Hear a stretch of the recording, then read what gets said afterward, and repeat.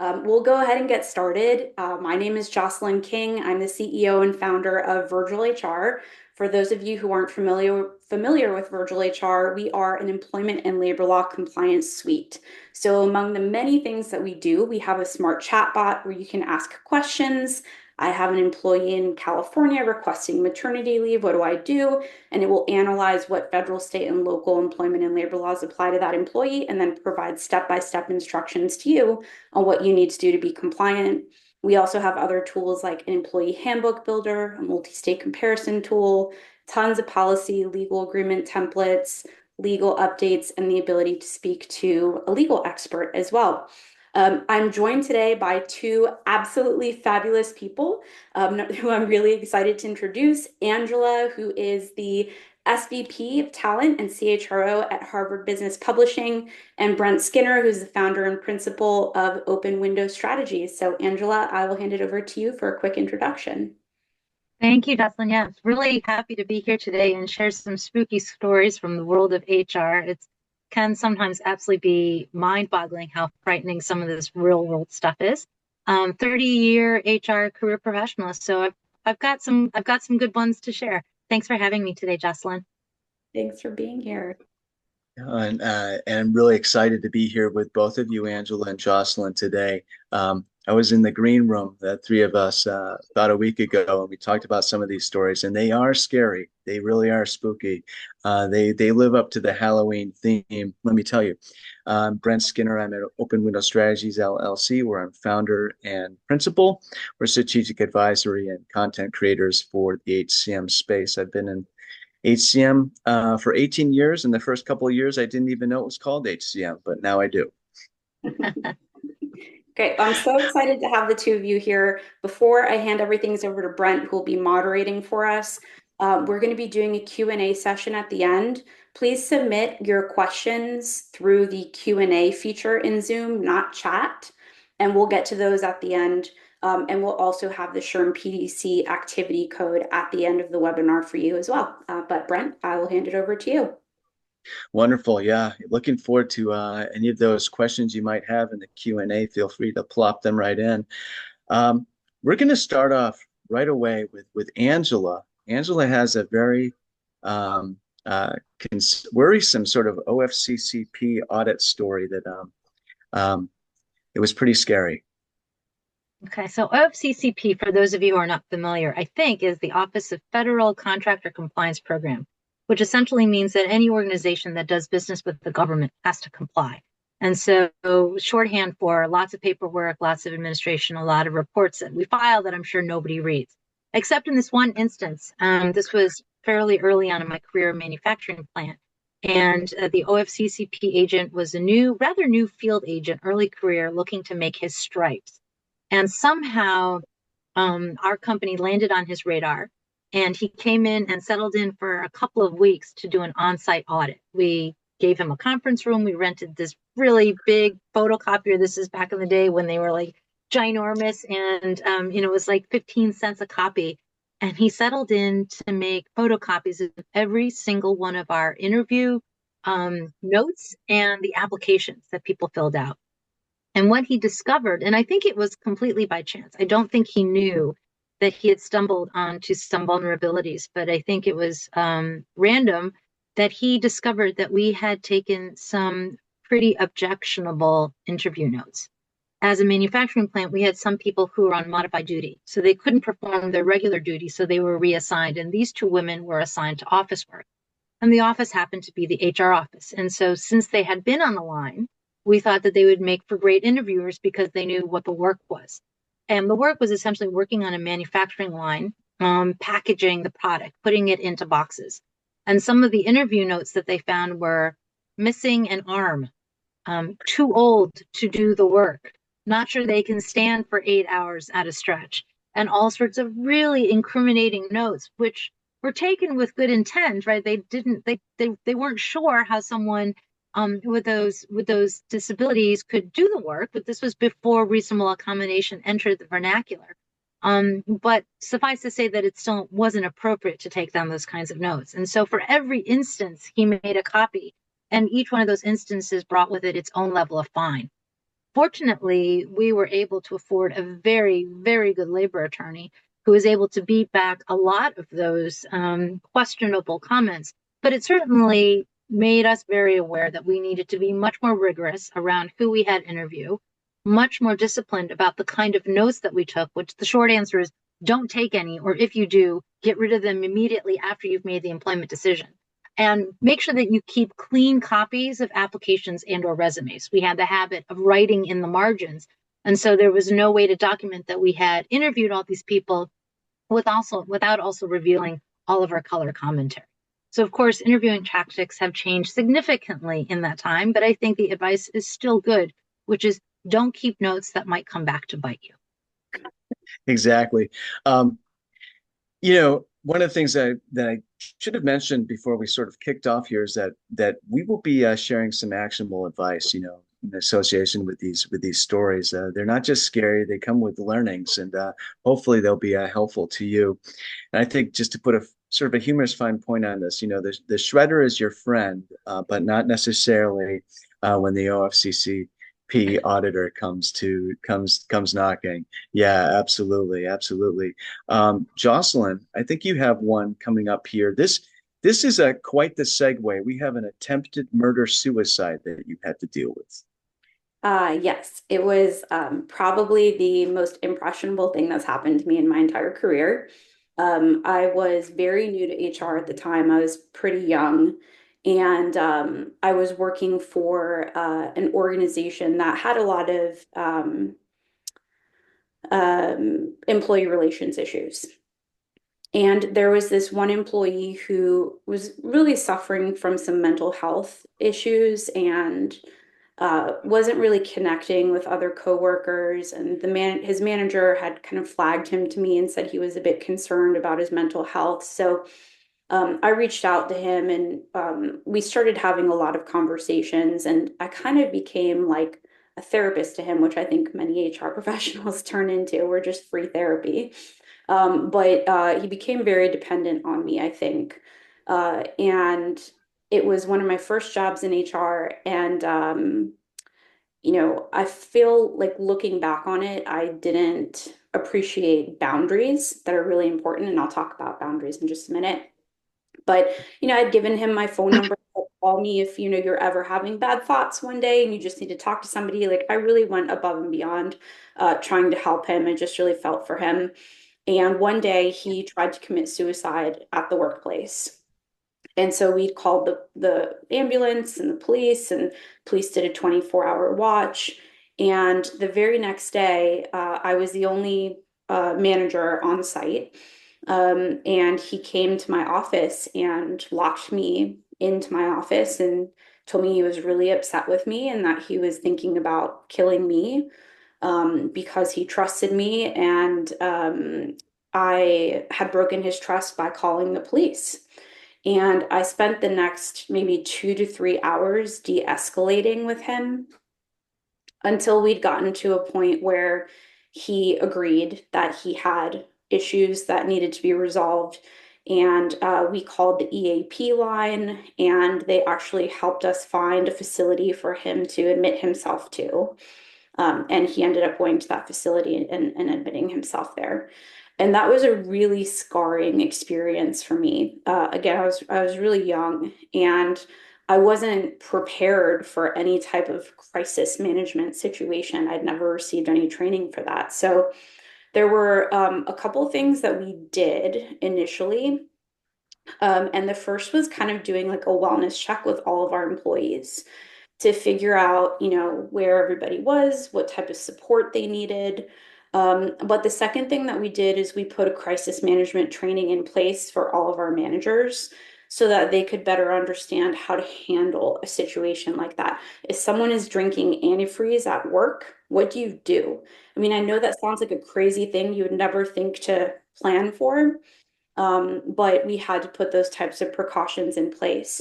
But looking back retrospectively at this, one thing that I think is so important for HR professionals to think about and what I can impart is setting boundaries for yourself. I felt like after that job, I lost my empathy as a professional because I almost had to shut my feelings off toward people to Mm, survive. That's really what it felt like. And so having healthy boundaries with people in the workplace or really with anybody in your life is really important. And you have to remember that it isn't a selfish thing to do, it's self-care.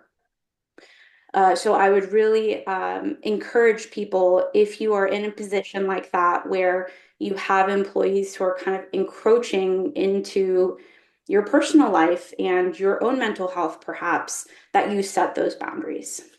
mm. Yeah, yeah. Talk about a crash course in a hostage negotiation for yourself. I guess maybe you could teach one now, but that's you definitely bring up a great point, and one thing I think you mentioned earlier when we were sort of planning this webinar is, there's one thing to be sympathetic and it's another thing to be empathetic. And we hear about empathy a lot in the HR space and for a good reason. And it's healthy because, there's been sort of a lack of it, I think, in business in general. And we're kind of reaching an inflection point. You knew I was going to use the term inflection point at some point during this webcast. We've reached an inflection point where we kind of understand as a whole and aggregate the need for empathy in business. But the other piece of it coming at it from the other direction, you can take that too far. So it's really important to just maintain those boundaries. A boundary is not just a door between you and the person that might be trying to attack you. It's an actual, it's an abstract thing. It's a metaphor for understanding where the lines should not be crossed as an HR professional. That is quite the story, Jocelyn, and it's I'm surprised you stayed in HR, but thank you so much for doing so. That was wonderful. I Well, switched to recruitment after that, but I did move back into HR, into the generalist role, but I needed a little break. understandable, absolutely, yeah, yeah, yeah. So Angela, we have this is sort of this is a scary story. It has some maybe basic instinct kind of overtones to it. So, there was another movie Fatal from, attraction. Yeah. yes, a call center affair. Call center affair. Yeah. So this was what we uncovered was a nefarious plot to undo the reputation of a long-standing veteran employee of the organization in a ruse to get a huge payout. So I received a sexual harassment complaint against this long-term employee. We'll call him Bob.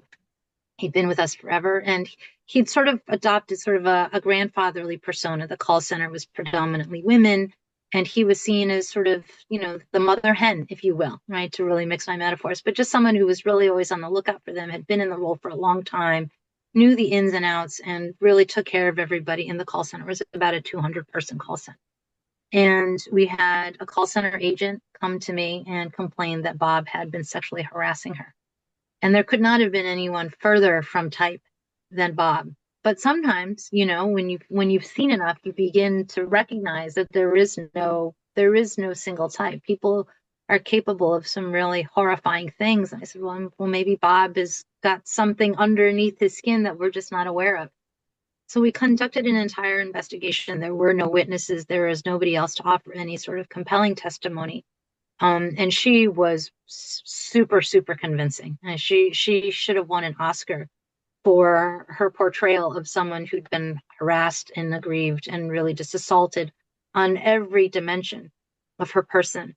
And it was only through a great stroke of luck, and I suppose a bit of stupidity, that this call center agent was having an affair with the other call center manager, so Bob's partner, in helping to run it.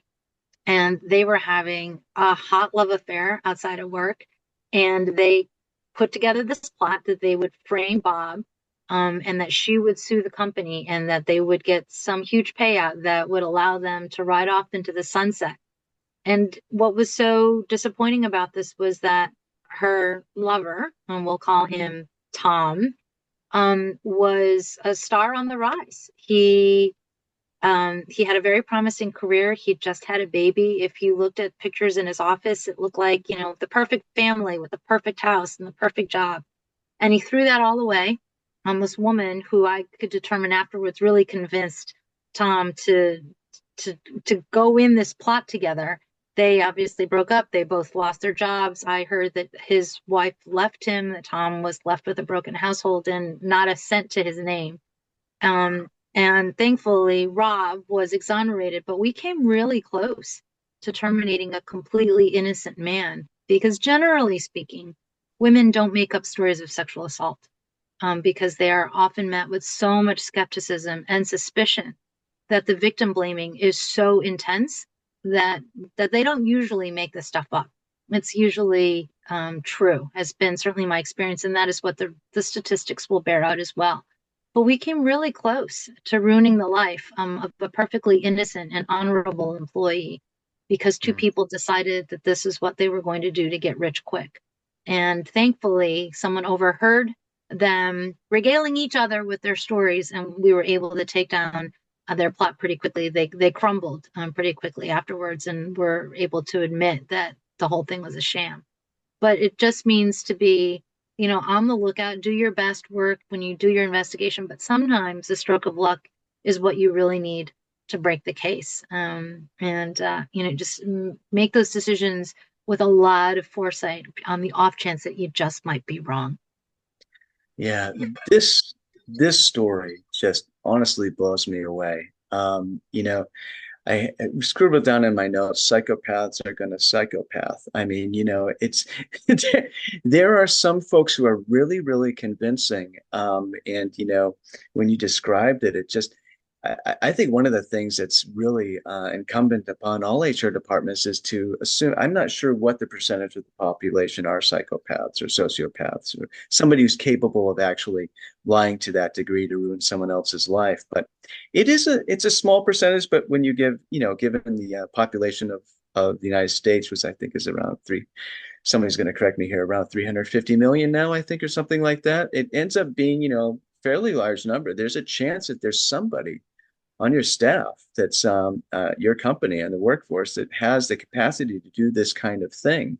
And nobody wants to, and HR really wants to deal with a sexual harassment lawsuit, right? That's something that you absolutely have to be aware of. But at the same time, nobody wants to have to deal with, even from a legal standpoint, a wrongful termination lawsuit later, right? That's something else. So it's really important, I think, proactivity. And I'm not sure what that looks like, to be honest, but as an HR department, to somehow figure out a way to kind of anticipate things like this, or maybe, I don't know, Angela, do you think it's just a matter of being more aware? Is there anything more to it than simply just being more aware of this type of a possibility, potentiality?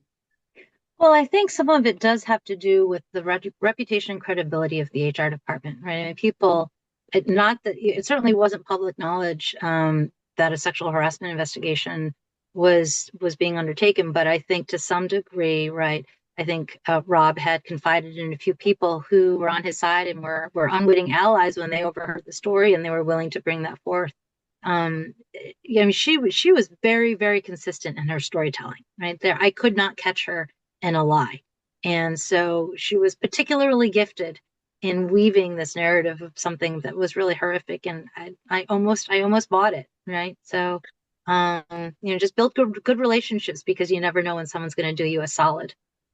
Yeah. Oh, yeah, absolutely. Yeah. Maybe the takeaway story here is also for just the sort of the folks in the workforce who aren't necessarily in HR to just be more aware themselves and to um, forge connections and alliances. In the it sounds like I'm describing office politics, but I'm not. But to forge connections with other fellow employees, just to maybe not to be sort of a lone wolf, so to speak, and so that if something, not to set yourself up as a potential target or whatnot. I'm not sure what the answer is here, but it is concerning, and it's something that HR folks definitely need to deal with more often than we might be willing to admit. Mm-hmm. Yeah, yeah. Angela, you have another story for us. Um, Something scary involved COVID-19 and some of the riots that happened a couple of years ago, and all this kind of stuff. And it was around the vaccines and all that kind of stuff. Maybe you could share with us this story. This is a real yarn. Yeah, so this was, at the height of COVID, and companies all around the world were struggling with whether or not to issue vaccination mandates. And we ended up developing a protocol where there was a panel of experts to whom people could appeal, whether it was for a religious exemption or a health exemption, or for some other reason where they felt that mandating a vaccine was something that they would not accept, and they did not want to jeopardize their employment as a result. So we did have, though, our share of people who did not believe in the efficacy of the vaccine. And some of our clients are big pharma. And so they obviously had been plowing lots of resources and research and time and money into developing the vaccines that they could bring to the world that have since proven, right, to defeat the effects of COVID-19. But we had one particularly vocal anti-vaccine employee who took to her social media, in particular LinkedIn. So it wasn't her Facebook, it wasn't some other place where she might have. This is back when LinkedIn was still much more of a professional career portal. These days, there's a lot more blurring of the lines. A lot of people use LinkedIn to talk about their personal life, but even 2 or 3 years ago, it was still very much the domain of talking about your work. And so she took to her LinkedIn profile to post videos that promoted anti-vaccine policy and talked about how, you could find microchips in the vaccine, just, some of the more outlandish claims about what the vaccines were intended to do. And so we got complaints from other employees who said this is really destroying our credibility with our clients because we're trying to court them and we're actually in the middle of doing business with them. And we have someone out there who's being really rather vociferous about her stance on anti-vaccine. We don't try to take sides on any number of issues. We really try to find the safest place to exist when it comes to taking care of people's mental and physical health. So when the vaccine came down, we actually weren't going to abide by a mandate. It came from our parent company. That's the only reason we had to enforce it. But other issues, for example, on Jackson v. Dobbs, we didn't take a stance on whether or not we officially were pro-choice or pro-life. What we talked about was access to healthcare for all of our employees. When it comes down to the Middle East Gaza conflict, we don't talk about which side is right or wrong. We talk about making sure that people have the resources so that they can attend to their mental health, and that if they need time to take care of their family, we would support them in that endeavor, right? But this is one that was clearly starting to influence our business and our client relationships. And we had a conversation with our general counsel about how much of this was First Amendment. Thankfully, the employee came to her own realization that our work environment didn't align with her personal values, and she ended up resigning. I'm actually not sure what we would have done if she had chosen to stay. I think we would have had to do some sort of discipline and ask her to cease and desist, because the form through which she was expressing her views was directly antagonizing teammates and our clients. And I'm not sure that that's necessarily protected by First Amendment, but we didn't have to go down that road. Thank goodness. It sounds like a real thorny gray area. And, For sure. yeah. And during that time, we've seen other folks in this space talking about sort of the blurring of politics in the workplace. It happens especially during a campaign season, this kind of stuff. And there was a lot of just kind of blurring of different areas of life that kind of all converged during that time. We all remember it all too well during the COVID-19 pandemic. But what's scarier than an employee that's saying bad things on social media, LinkedIn no less, about the main thing that the company is producing or selling. That to me is pretty scary. Mhm. Yeah. Do you know of any laws or regulate or clarity that's come out since around any of this kind of stuff around what people can say on social media related to their workplace, or is there anything? Has there been any clarity there? Well, Jocelyn may be able to speak to this, but certainly in the framing of labor relations, people are allowed to talk about their working conditions and their pay because that is part of organizing activity. So if you ever have any questions around what you can censor or not, it's always best to get legal advice. Hmm. Yeah. Yeah, Jocelyn, I'll anything? point out that, the First Amendment is related more toward the government not being able to suppress your freedom of speech, not private companies. Private companies, in fact, can, unless it's in violation of Title VII, I guess, is where it sits. So again, as Angela said, talking about your working conditions or your wages, stuff like that, um, certain employees get protections for. So I would think in a case like this, because she's affiliating herself with the company on That's right. a business networking site, that the company would be within its rights to ask her to cease and desist. Yeah. Yeah. It's an interesting topic. I wonder whether there might be an opportunity, sort of preventive measures that just in strong encouragements, maybe even in the employee handbook around this type of an issue. This is where I'm kind of getting outside of my specific knowledge, but I'm just curious whether that might be, what can HR departments do to kind of ward off this kind of thing, or to mitigate its potentiality?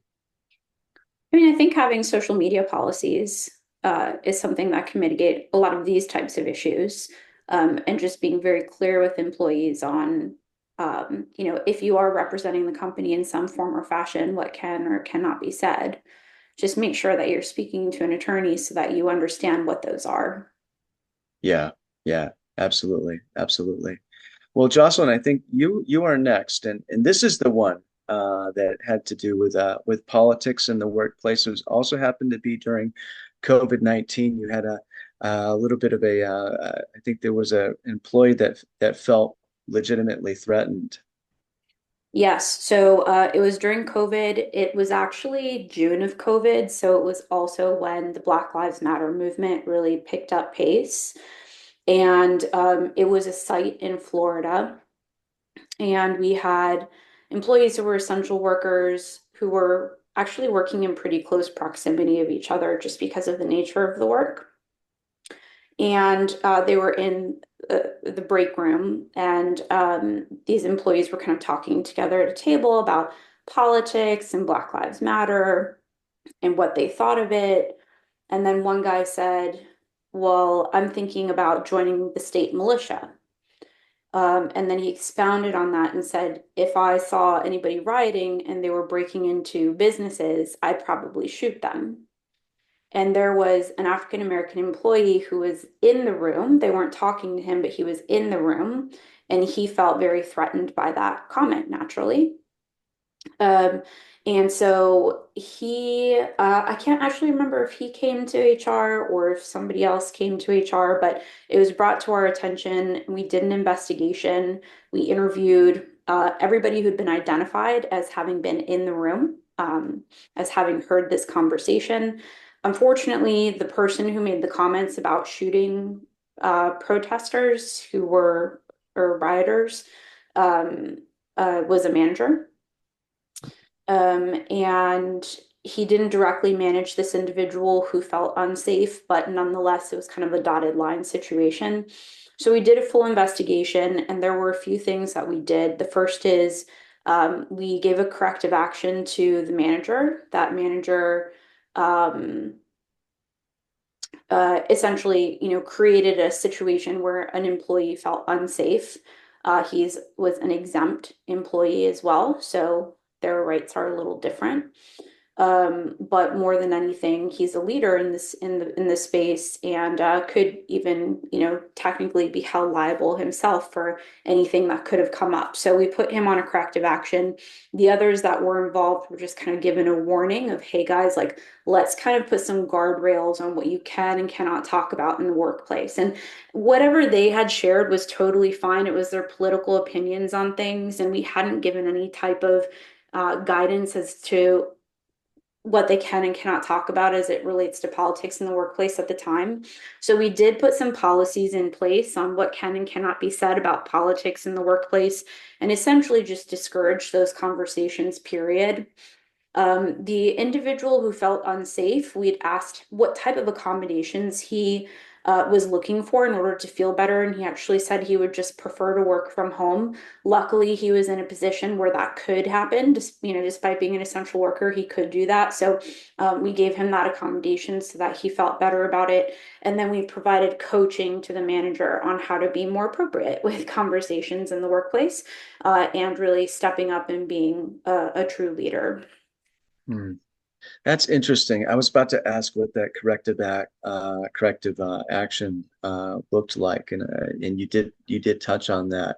Um, I'm curious, what what are some of the protocols that companies can put in place to anticipate this kind of stuff? Do you think it merits doing what you folks did sort of after the fact, to kind of have these things in place ahead of time, or is that overkill, or what are some of the rules around I that? think it just depends on the workplace. A workplace like this, it would have been better if we'd put some of these policies in place in advance. But we were building a brand new operation in the country, and so everything was new. Like the handbook hadn't even been finished yet. Mm, So we were very much at our infancy.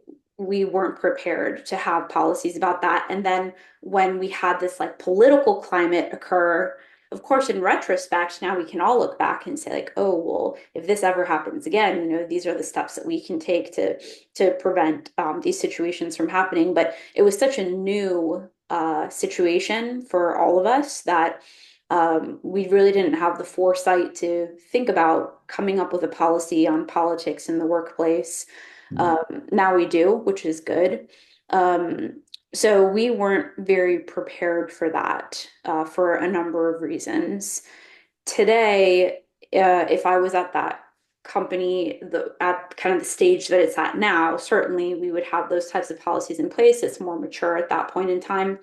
But there might be smaller organizations where you're just not having a lot of the culture doesn't really ever create a scenario where people are talking about politics in the workplace. I think it's just very culture specific, right?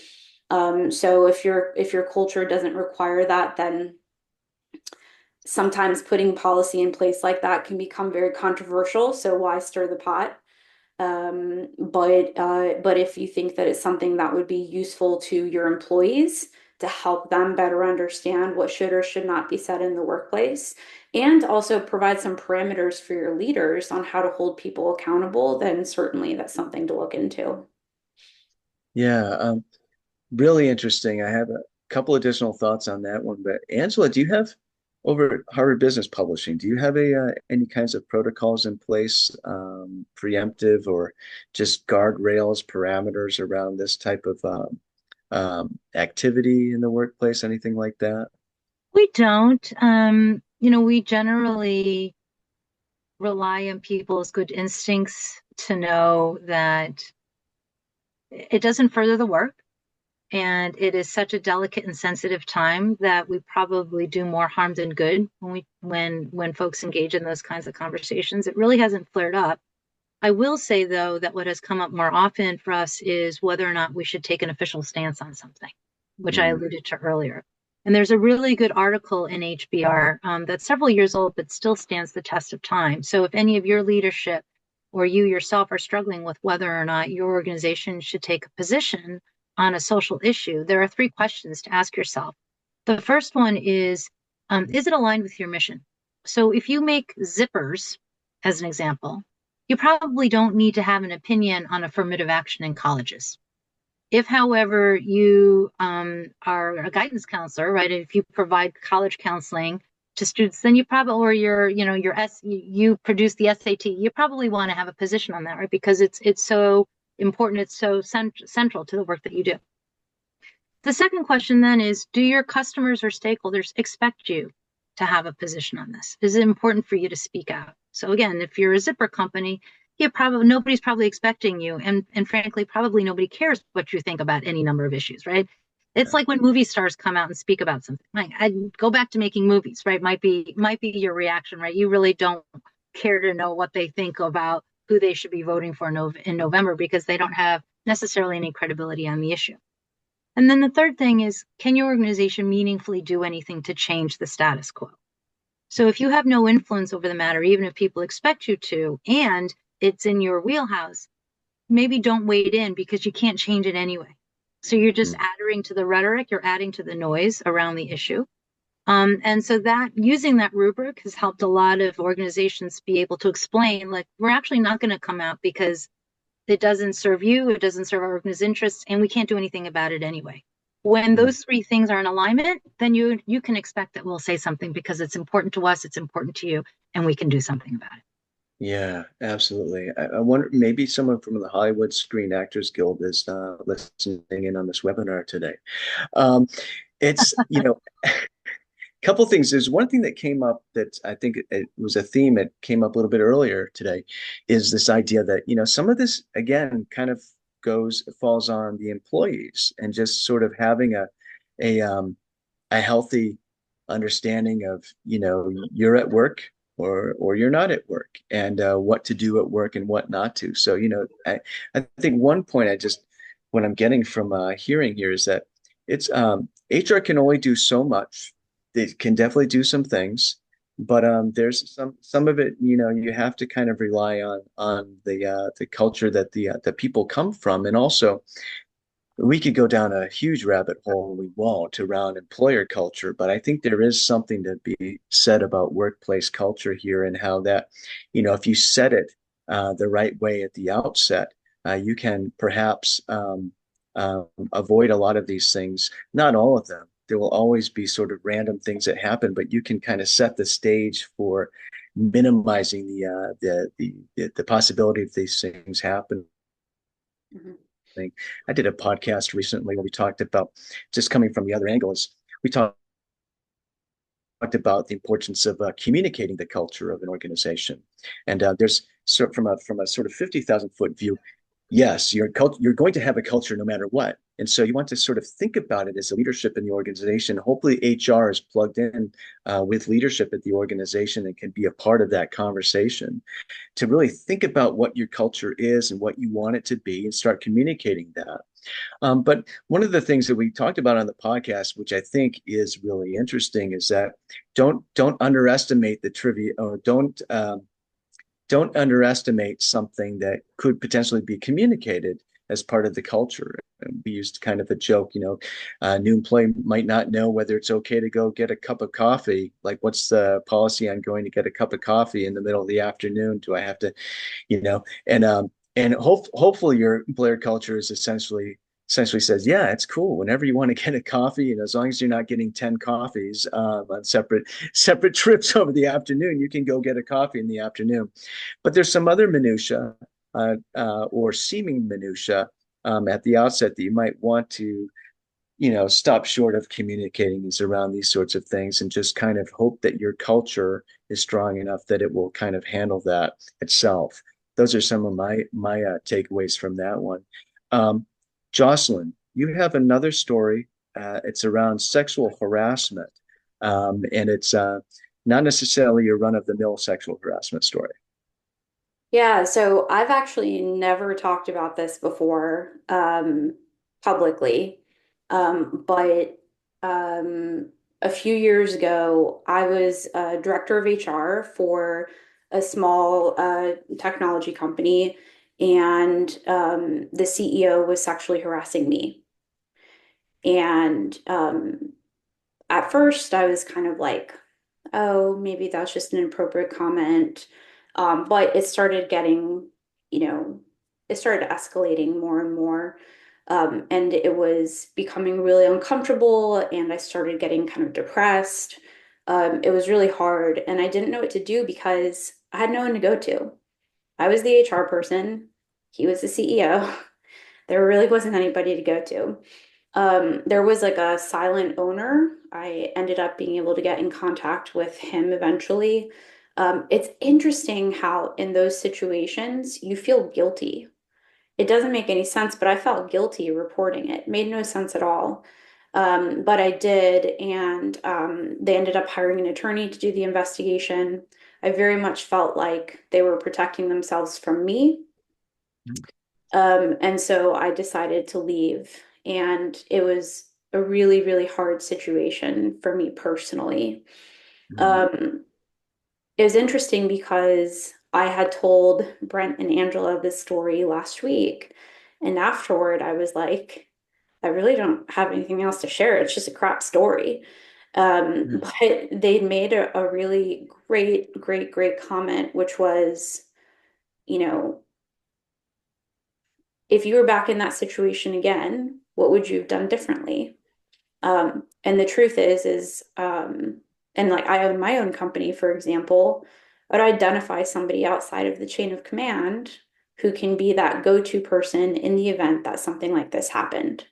So, if there had been another executive at the organization, for example, that was a trusted person that had been identified for me as somebody that I could go to if I ever had an issue in the workplace, that could have maybe not resolved the issue, but certainly made it significantly easier on me. And so I thought about my own company. Like, okay, this is kind of a bit more unique because I'm the CEO, but I'm also an HR professional. So I never would think to find somebody else for my employees to go to if they had a problem with me, because I'd like to think I'm a pretty good employer.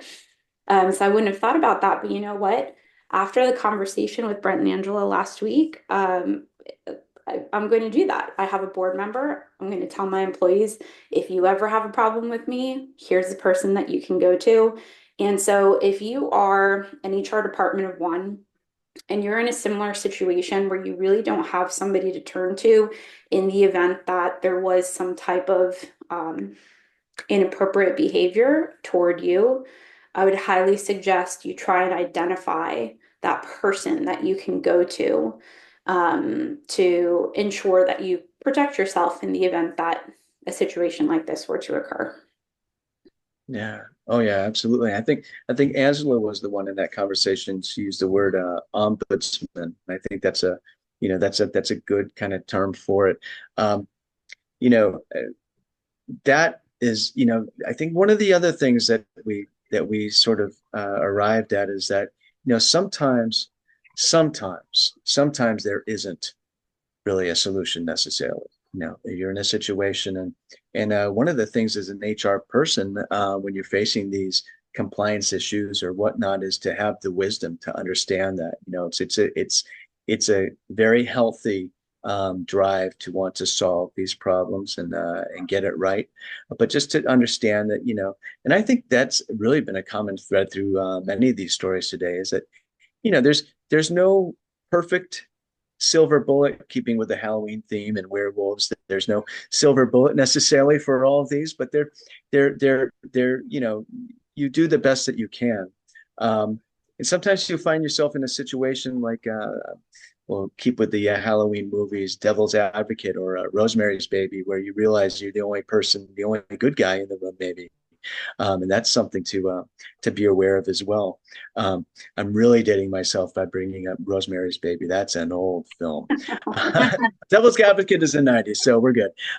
Yeah, I Jocelyn, I know that you wanted to share with the attendees today. You had been to uh, Yes. or at a retreat. Yes, I'm actually at a retreat right now. I'm in Charleston, South Carolina, and it's a retreat through an organization called Elite HR Connections. And something that was, I mean, it was an incredible experience. Is just a bunch of HR professionals getting together and supporting each other. And Elite HR Connections has built out an online community for HR professionals as well. They have a lot of other benefits, but um, the retreat was something that was really interesting to me, just to kind of reconnect with other HR folks out there. And what has felt so good about this, and it's funny because they wanted to swap spooky stories as well earlier today, and they knew I was doing this webinar. But what was really just so compelling for me, and what I wanted to share with everybody, is that at a retreat like this and in joining a community like that, you really do get this safe, supportive environment with other people who totally get what you're going through. So if you're being sexually harassed by your boss, or you have a crazy OFCCP auditor coming in, or somebody who's writing crazy interview notes, or whatever thing that has come up in your workplace, being able to turn to others who've been there, done that, and can give you advice is such an invaluable experience. So I just wanted to share with everybody on this call, Elite HR Connections is going to be doing another retreat in February. It's going to be in Florida, and they don't have the date set yet. They have an interest form, which I'm going to put in the chat. If you are interested in learning more about it, feel free to input your information. But I highly recommend the retreat. And after having gone through this, it's just really made me reflect on how incredibly helpful this type of network is when you're going through this spooky world of work. Yeah, yeah, that's really exciting. And by the way, Florida in February, that's the place to be. So a little bit more of an incentive even. Um, I know that we have a SHRM code for folks to enter. It's a 24-WSVNS. Use that. Make sure you get your credits there. And also, Jocelyn, I know that you're going to drop into a chat also a link for folks if they want to sign up maybe for a demo of Virtual HR just to see how the solution works. Yeah, it's the QR code right there, Brent. Oh, that's right. It's a QR code. Excuse me. You can use your phone. I'm a Gen X. I don't even know how this stuff works. Just kidding. QR code. You can go scan that and sign up for a demo. I know we have some questions, and there's one from an anonymous attendee. I work for a very start tech company. I think maybe a startup tech company, and our CEO doesn't take or at least think HR awareness is important. I think I'm the closest to HR connection here.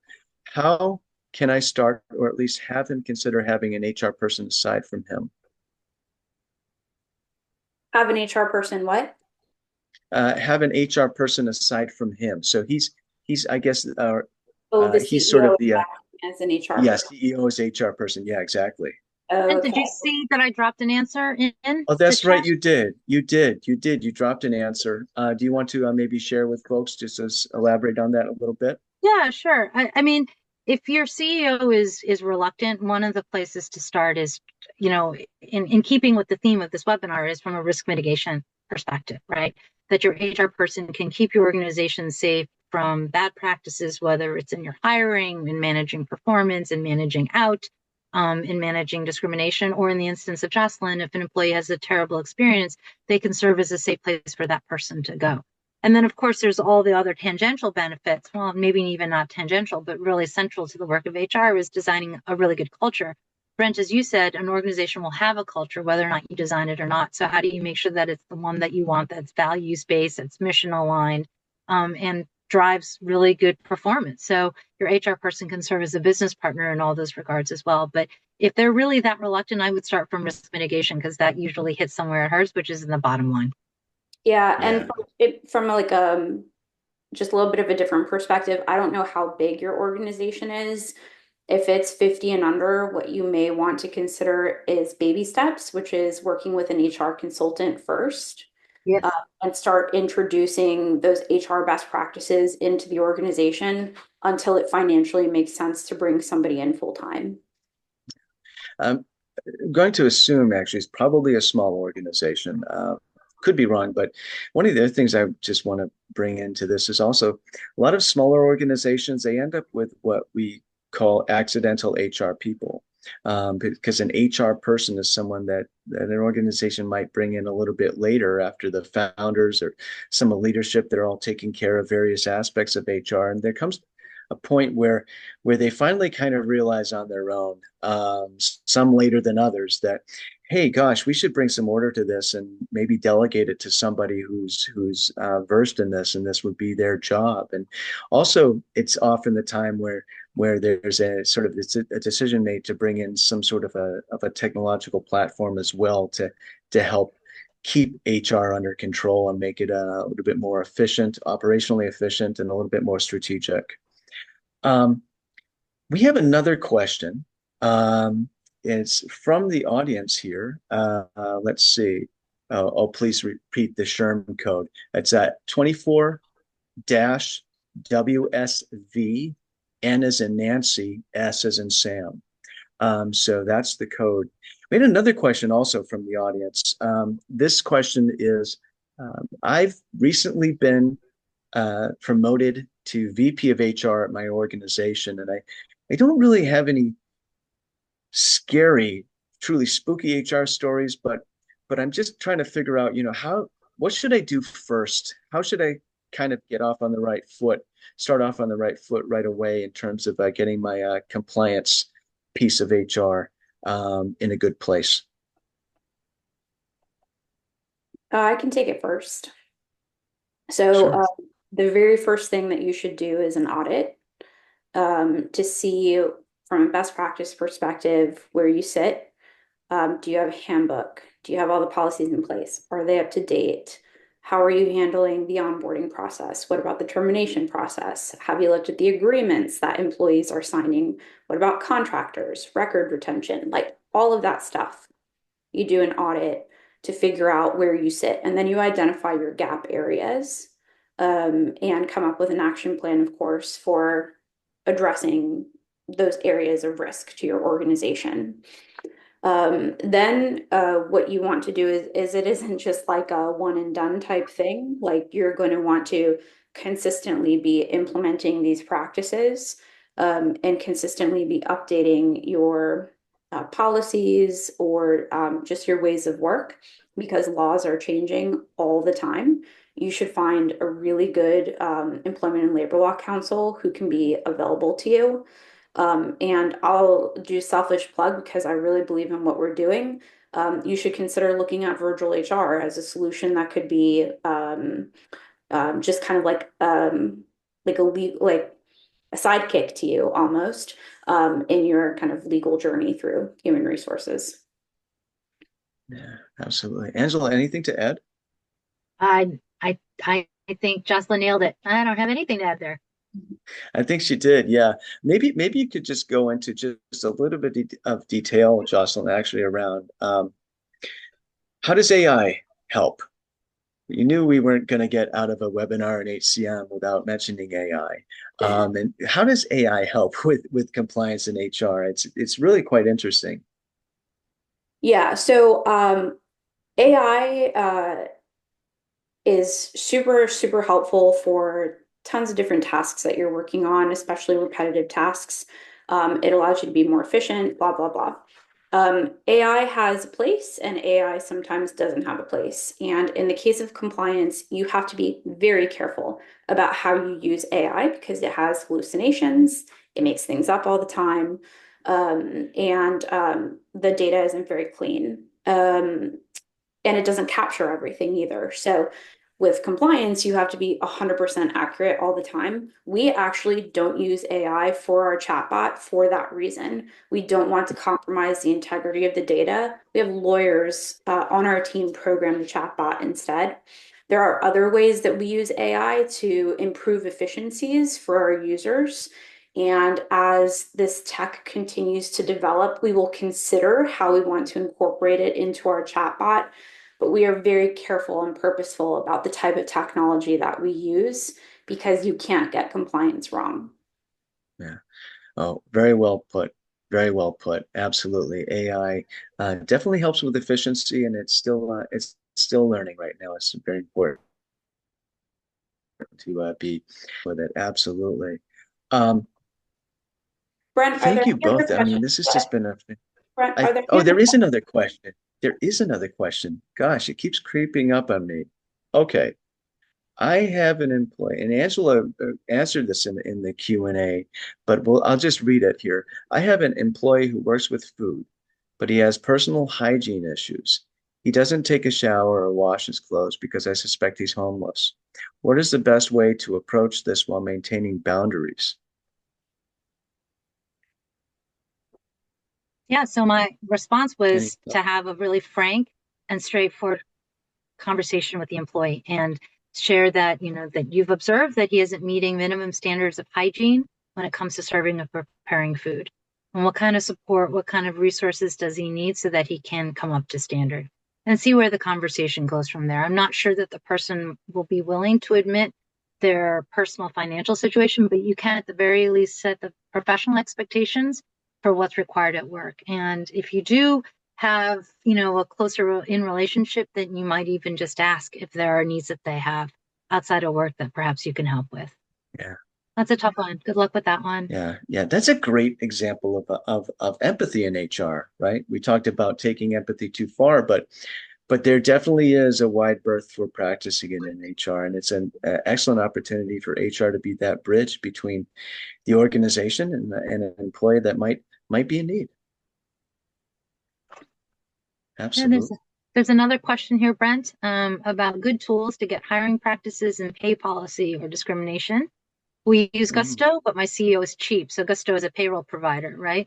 You're his admin, but have worked in HR for 4 years. How can I move over with being the manager of HR?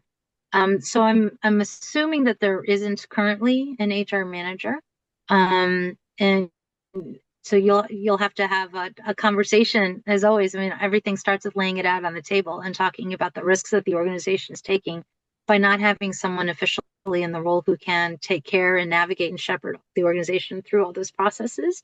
But where you can get some best practices is to subscribe to a service like Virtual HR, or take on a professional HR membership, where you can exchange and swap ideas. SHRM is one, for example, where they've got lots of templates, that you can just plug in, play, or belong to other networks. There might be some local in your region for other HR managers. But it starts with a conversation with your CEO about your company getting mature enough, not necessarily in size, but mature enough to need someone to be more formally in the role. Yeah.